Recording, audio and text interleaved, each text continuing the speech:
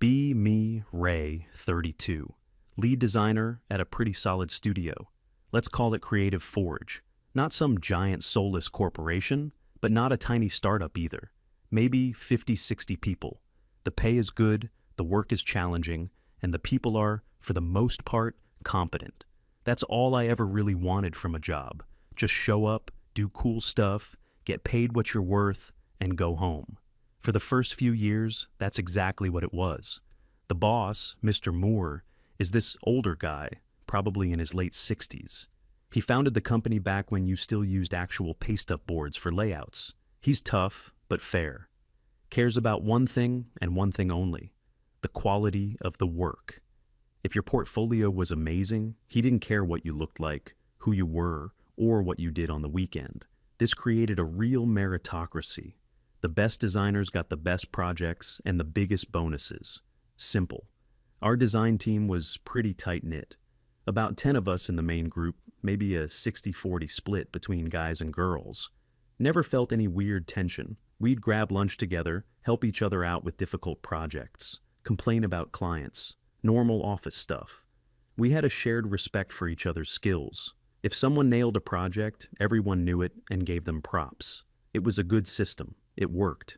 You knew if you put in the hours and produced top-tier work, you'd be rewarded. The HR department was basically one woman who had been with Mr. Moore since the beginning. She handled payroll, benefits, and that was about it.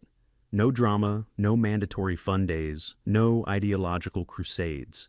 Then, sometime last spring, she announced her retirement. We all pitched in for a gift and wished her well. Didn't think much of it. Mr. Moore announced that they were modernizing the HR department and had hired a new head of people and culture. Even the title sounded exhausting. A week later, Luna walks in. First impression, she looked like she was designed by a corporate committee. Sharp pantsuit, severe haircut, a smile that didn't reach her eyes. She carried one of those reusable water bottles covered in stickers with slogans on them. Things like, "Smash the patriarchy" and "The future is female." Okay, a little on the nose, but whatever. Live and let live. Her introductory email was a masterpiece of buzzwords. It was all about fostering inclusive dialogues, interrogating our internal biases, and building new, equitable paradigms. A few of the guys and I were passing it around in our group chat, joking about it. We were so naive. We thought it was just meaningless corporate fluff. The first change was the posters. One morning, we came in, and the clean, minimalist walls of our studio were covered in these awful, brightly colored posters. "Check Your Privilege" was hanging over the coffee machine. A diagram explaining toxic masculinity was taped to the men's bathroom door. It felt less like an office and more like a college dorm common room. Then came the mandatory weekly sensitivity workshops, an hour every Thursday, where we all had to sit in the conference room while Luna stood at the front with a PowerPoint presentation. The topics were always the same: how men take up too much space in meetings, how common phrases are actually microaggressions, how we need to be allies.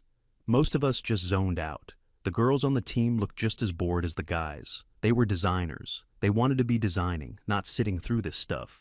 But you could tell Luna was in her element. She loved the sound of her own voice. She'd ask loaded questions to the room, like, "Can anyone share an example of when they witnessed the patriarchy at work this week?" Complete silence. Everyone just stared at their phones or doodled in their notebooks. The silence would just make her more determined. She'd look around the room, making eye contact with the guys one by one, with this look of disappointment, like we were all failing her test. After a few weeks of this, she started organizing women's-only lunches in the main conference room. The door would be closed, and they'd put a little sign on it: "Safe space in session." None of the guys cared. We were happy to have the office to ourselves and not have to walk on eggshells. We'd just order some pizzas and talk about video games or whatever. One of the female designers, a good friend of mine, told me later that the lunches were just Luna complaining about the male employees for an hour. She said Luna would go on and on about how the men in the company were a boys' club and how they were probably getting paid more for the same work.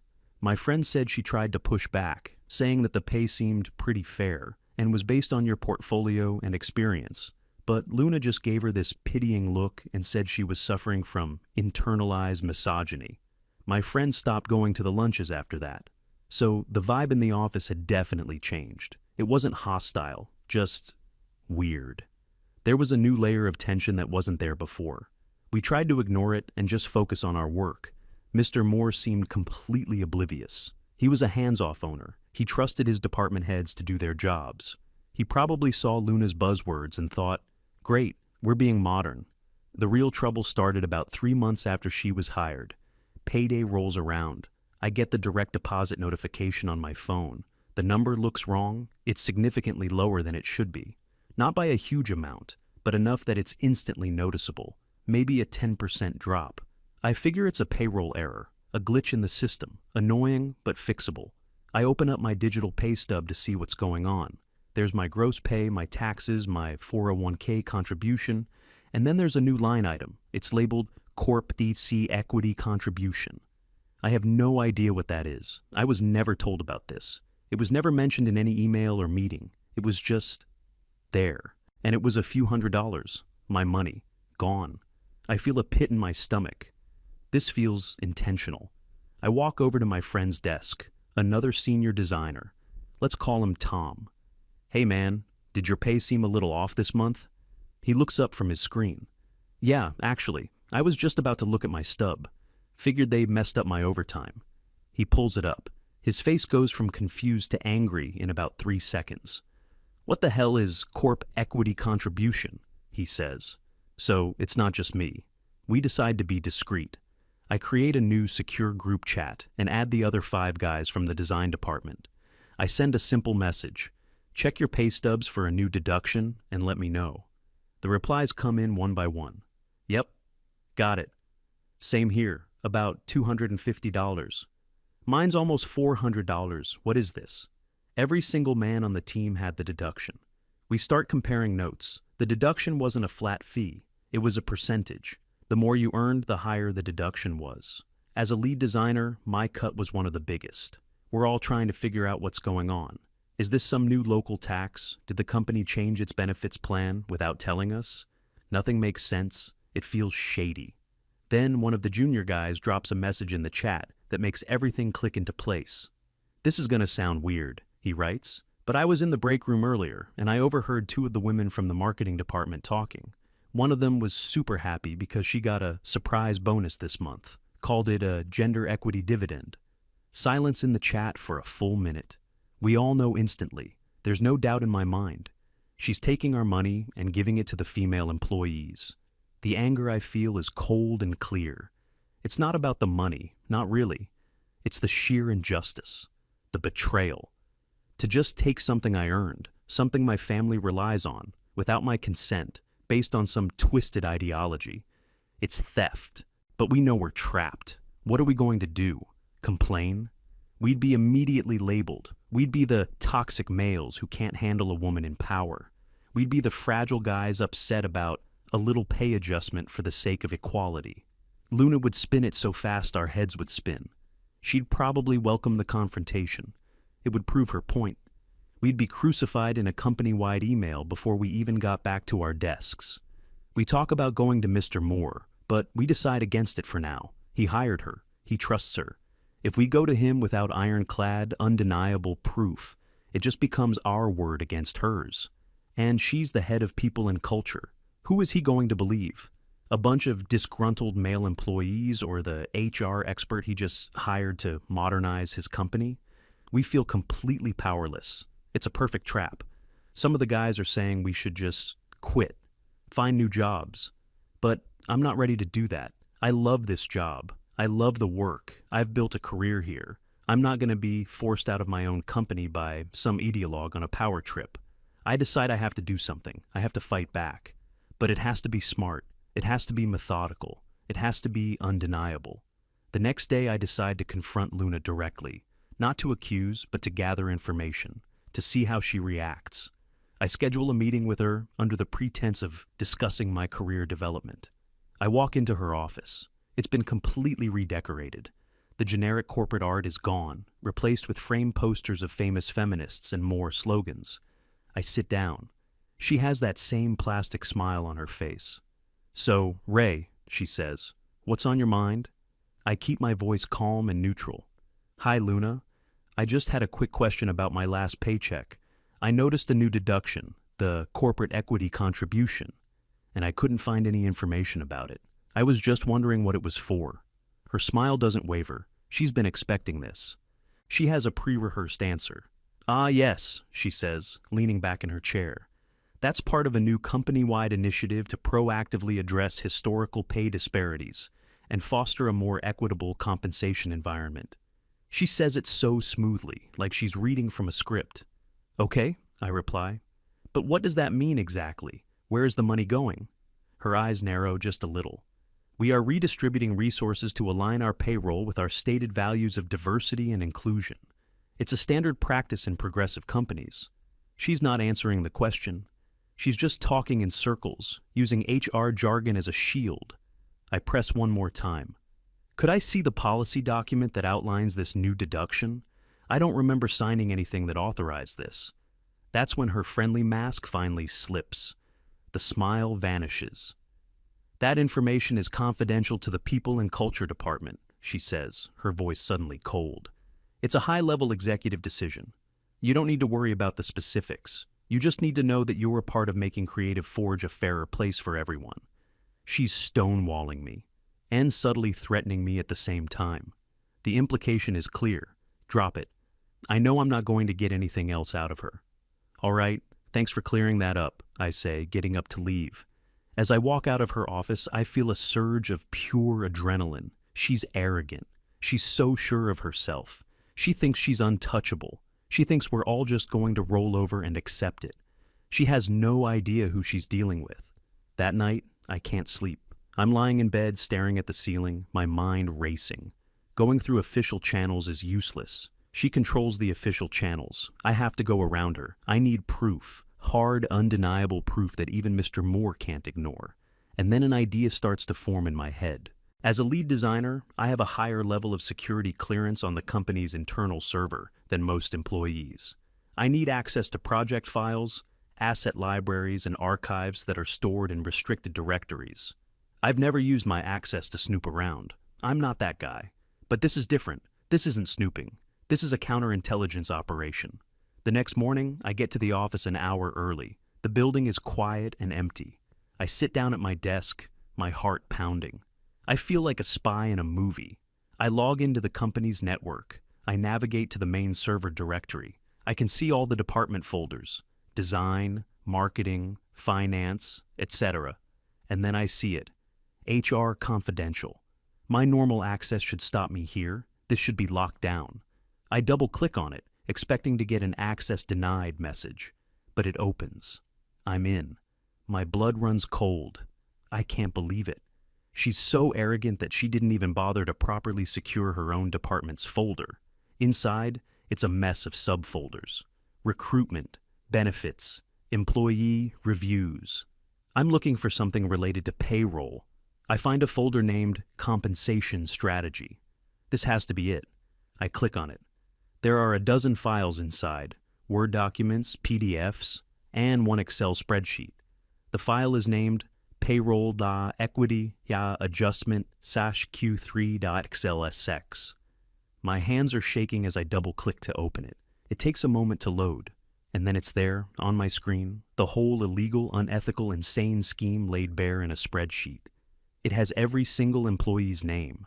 There are columns for their base salary, their job title, their gender. Then there are the new columns. One is titled Patriarchy Tax, % Deduction. I scan down the column. Every single male employee has a number next to his name, ranging from 5% to 15%. My name is there, 10%. Every female employee's cell in that column is blank. The next column is titled Equity Dividend, Bonus. Every male employee's cell is blank. Every female employee has a dollar amount next to her name. Some are a few $100s. Some are over 1,000. But it's the last column that makes me physically sick to my stomach. The column is titled Notes. It's filled with Luna's personal comments next to each adjustment. Next to my name, high-earning male, prime candidate for redistribution. No dependents listed, so impact will be minimal. Next to a junior designer who just got married, recently married, need to ensure his household is not the primary source of income to encourage spousal independence. 12% deduction. next to one of the women who received a large bonus. Single mother, top priority for equity dividend, boosted by 25%. And the most damning one of all, next to a guy who was our top performer last year, exhibits traits of toxic masculinity, overly confident, dominates conversations. Highest tax rate applied, 15%, to disincentivize behavior. This isn't just about money, this is a social engineering project. She's using her power and our salaries to punish and reward employees based on her own warped ideological scorecard. She's playing God. I know what I have to do. I plug a small encrypted flash drive into my computer's USB port. I copy the entire compensation strategy folder onto it. The spreadsheet, the policy drafts she wrote, the emails where she discussed the plan with no one. It looks like she implemented this completely on her own. I double-check that the files are copied correctly. Then I eject the drive and put it in my pocket. I cover my tracks, deleting server logs of my access to the folder. I sit back in my chair, my mind clear for the first time in weeks.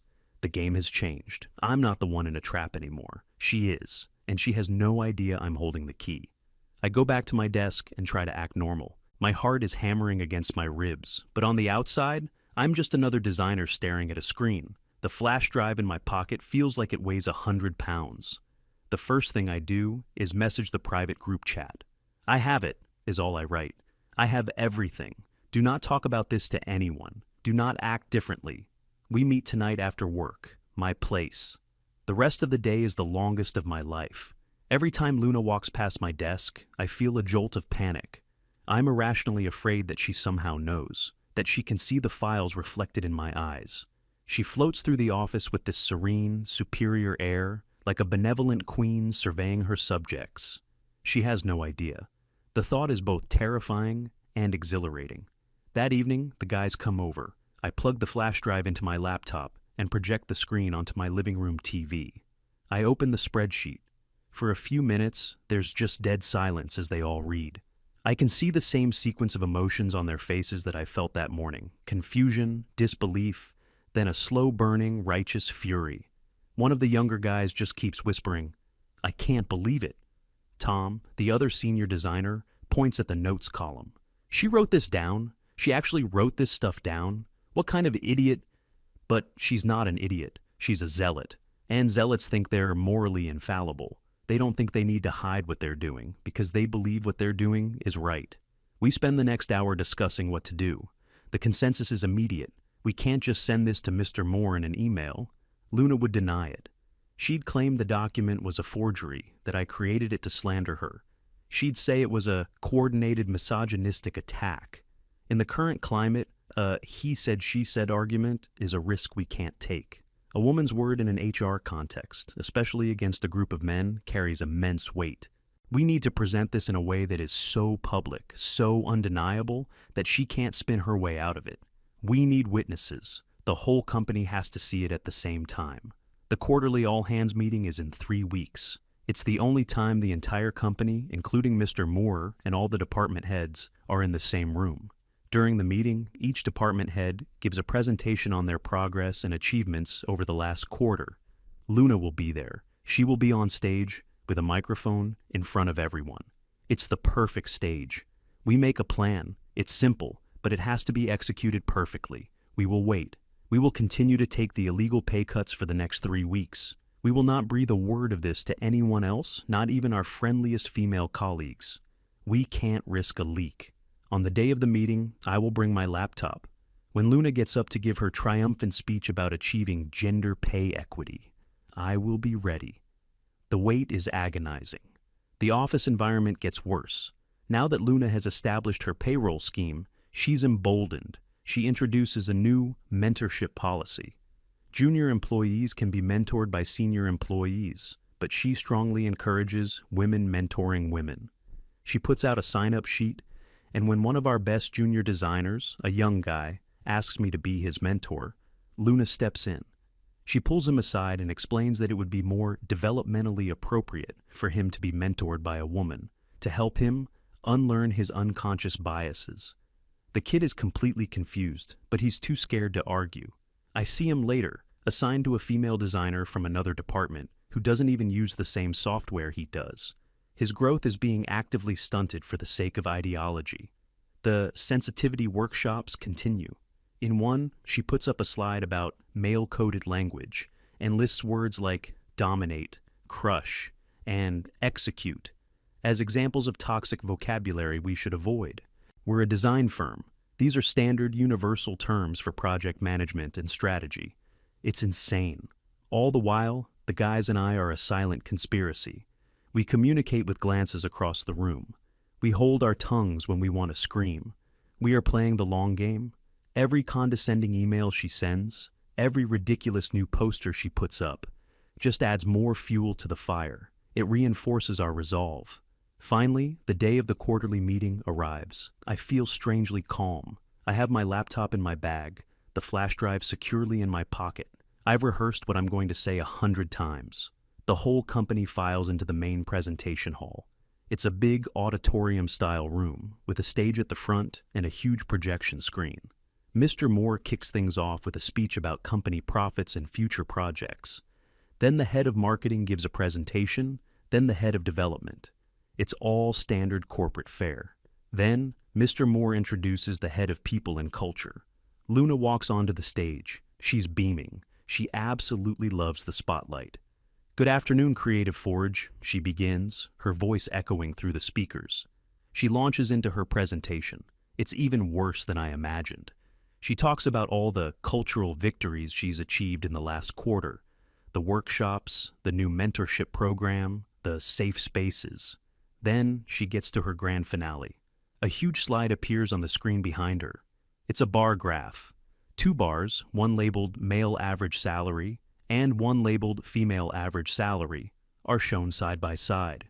In the previous quarter, the male bar was slightly higher. In the current quarter, the 2 bars are perfectly mathematically equal. "As you can see," Luna says, gesturing to the screen with a flourish, "I am incredibly proud to announce that in just 1 quarter, we have completely eliminated the gender pay gap at Creative Forge." The room is quiet for a second. Some people, mostly from the departments that weren't affected, start to clap politely. My female colleagues on the design team look confused. They knew they got bonuses, but they probably didn't realize the scale of this. They look at the graph, then at us, then back at the graph. Luna basks in the applause for a moment. It's been a long road, but through a strategic and proactive reallocation of compensation resources, we have achieved true, measurable equity. This is it. This is my moment. I stand up. My legs feel a little unsteady, but my voice is clear. "Luna, I have a question about that data." The room goes silent. All heads turn towards me. Luna's smile tightens. She wasn't expecting an interruption. "Now is not the time for Q&A, Ray," she says dismissively. "You can schedule a meeting with me later." She's trying to shut me down. But then Mr. Moore, who is sitting in the front row, turns in his seat. He looks intrigued. No, he says, his voice calm. "Let the man ask his question. We're all here. What's on your mind, son?" The whole room is watching me. The other guys on my team are giving me subtle nods of encouragement. I have the floor. "Thank you, Mr. Moore," I say. "My question is for Luna. Could you please explain the methodology you use to achieve this equity? Specifically, what reallocation of compensation resources are you referring to?" Luna's face goes blank. She knows exactly what I'm asking. She tries to deflect with jargon. It was a multifaceted approach, leveraging dynamic compensation, scaling, and I cut her off. I've never interrupted a boss in my life, but I do now. "That's not an answer," I say, my voice still calm but firm. "Perhaps I could show you what I mean. I have a document that might shed some light on the methodology." I don't wait for permission. I walk down the aisle towards the stage. Luna is staring at me, her eyes wide with a mixture of anger and panic. "This is highly inappropriate," she stammers. "You can't just hijack a company meeting." "I think everyone here deserves to see the truth," I say. I get to the front, take the HDMI cable from her laptop, and plug it into mine. The image on the giant screen behind her switches from her self-congratulatory bar graph to my desktop. I open the file. Payroll Equity Adjustment Q3.xlsx. The spreadsheet fills the entire screen, hundreds of rows and columns of data. The silence in the room is absolute. You can hear a pin drop. I take the microphone from the podium. This, I announce, my voice booming through the auditorium, is the document that Luna, our head of people and culture, created to manage her new payroll initiative. I use my mouse to highlight the first column. As you can see, it lists every employee in the company. I move to the next column, and here is their gender. Then I highlight the column that sealed her fate. And this column is titled, in her own words, the patriarchy tax. A wave of gasps and murmurs ripples through the crowd. This column contains a percentage, a tax, that was applied exclusively to every single male employee in this company. The money was deducted directly from our paychecks without our knowledge or consent. I scroll down the list, highlighting name after name, percentage after percentage. Then I highlight the next column. This corresponding column is titled the equity dividend. This is where our money went. It was given as a bonus exclusively to the female employees. I can see the female designers on my team staring at the screen in horror. They're realizing for the first time that their bonuses were just their male colleagues' stolen wages. They look betrayed. Luna is just standing there, frozen. She looks like a cornered animal. But I'm not done. The most disturbing part, I say, my voice dropping, is this last column, the notes column. This is where Luna justified her actions. I zoom in on the notes section so everyone can read it. I read them aloud. High-earning male, prime candidate for redistribution. Exhibits traits of toxic masculinity. Highest tax rate applied to disincentivize behavior. Single mother, top priority for equity dividend. When I finish, the silence is deafening. Then Luna finds her voice. But it's not a calm corporate voice anymore. It's a shrill, panicked shriek. This is a lie. That document is fake. He created it. He's a misogynist who can't handle a woman in power, and he's attacking me. This is a coordinated attack. But her words are empty. Everyone in the room saw the data. They know it's real. Mr. Moore has been sitting in the front row, his face growing darker and darker with every word I said. He slowly stands up. He looks ancient and powerful, like a wrathful god. He walks onto the stage. He doesn't look at me. He looks directly at Luna. His voice is quiet, but it carries a terrifying weight. It cuts through her yelling and silences the entire room. "Is this true?" he asks. "No, of course not. I'm not talking to him," Mr. Moore says, his voice like ice. "I'm talking to you. Did you create this system? Did you take money from one group of my employees and give it to another?" Luna opens her mouth, but no sound comes out. She's trapped. She knows it's over. Mr. Moore stares at her for a long, agonizing moment.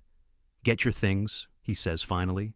"Security will escort you from the building. You are fired. Do not contact anyone at this company ever again. You will be hearing from our lawyers." Luna just stands there, shaking. Two security guards, who had been standing by the back wall, walk purposefully down the aisle and onto the stage. They each take one of her arms, gently but firmly. She doesn't resist. All the fight has gone out of her. She just lets them lead her away, past all her former colleagues, in complete and utter public humiliation. The room is silent as we watch her go. The aftermath is swift. The meeting is obviously over. Mr. Moore dismisses everyone, except for the male employees of the design team. He leads us into his personal office. He looks exhausted. He closes the door and turns to us. "First," he says, "I want to apologize. I hired her. I trusted her. I let this happen under my roof. There is no excuse. I have failed you, and for that, I am truly sorry." It's the most sincere apology I've ever heard. He promises us two things. First, a full audit will be conducted, and every single dollar that was illegally taken from us will be repaid, with interest, plus a significant bonus for the distress caused. Second, he tells us the company is pressing criminal charges. "This wasn't just unethical," he says, his jaw tight. "This was theft. This was fraud. This was a criminal conspiracy. She will not get away with this." True to his word, things move quickly. Within a week, the stolen money is back in our accounts, along with a bonus that more than makes up for the trouble. A company-wide email goes out, explaining that the former HR director had implemented an unauthorized and illegal compensation scheme that unfairly targeted a group of employees. It states that the company has rectified the financial damages and is cooperating fully with a law enforcement investigation. A few weeks later, we see the news online. Local HR executive charged with fraud, grand larceny.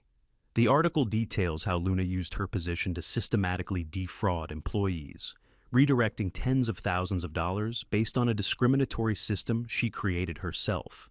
The legal process takes months, but we follow it closely.